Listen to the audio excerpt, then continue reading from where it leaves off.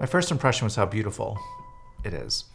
I'm just amazed at particularly the beauty of the church and its grounds. You feel the history of it and the way that people have cared for this place for almost 300 years. In the history of this church, it was started as an offshoot of, I believe, St. Paul's downtown. And it was to be, and I quote, a chapel of ease for the forest inhabitants. That was its original purpose, to provide a spiritual place for the local people. My family's been associated with the church since it was here.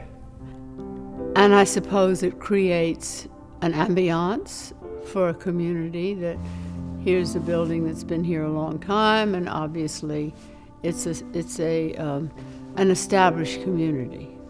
And so maybe people get comfort from that. We're fortunate that we have many families that have been part of this church for many generations. And so there's just it brings a different kind of depth to it, I think. I'm sort of the eighth or ninth generation, and all my ancestors are buried here, including my husband, my mother, my brothers, everybody. So of course I have a very personal feeling about it. It's home. It's a second home. So you're not talking to anybody who isn't biased. It becomes a resting place for generations of family members, and it has its stories based on the people who are resting here. Even before I came to St. Thomas's, I knew that Samuel Shoemaker was buried here. In the 20th century, Samuel Shoemaker was probably the best known Episcopal priest. He wrote dozens of books, he was on the radio, his sermons were issued on records, and what he's best remembered for now is he was really the spiritual founder of Alcoholics Anonymous. Bill W. and Dr. Bob, who are recognized as the founders of AA, took a lot of the teachings of Samuel Shoemaker and they incorporated it into the 12 steps. He's a tremendous inspiration, and for me as a priest, the question of how can I do my ministry? I don't ever think I'm going to affect millions of people, but to do my ministry as faithfully as I can and trusting that God is going to take that and do what God's going to do with it. So I think the story of Sam Shoemaker is just an amazing one. My parents were members here. I was christened here. I was confirmed here. I was married here. And my parents are buried here, so I think of it as my church.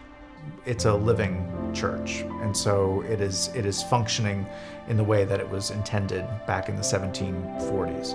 And so the idea of living history, so that if somebody were to come back to life from the 1740s, it would seem very different, but it also would be recognizable.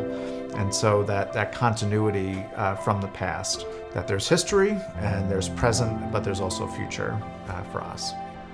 I love coming back here. I can picture sitting next to my father and mother in the pew with people who have gone, friends of my parents, friends of mine. Remember events like weddings and christenings, and it's a touchstone with the past. It gives me reassurance. It's a place for reflection, and all those things provide comfort for me, kind of a baseline support, which I value. There was a song in the 40s, which you wouldn't hear today, I'm afraid. I love those dear hearts and gentle people who lived and loved in my hometown, because those dear hearts and gentle people would never, ever let you down. And that is St. Thomas to me.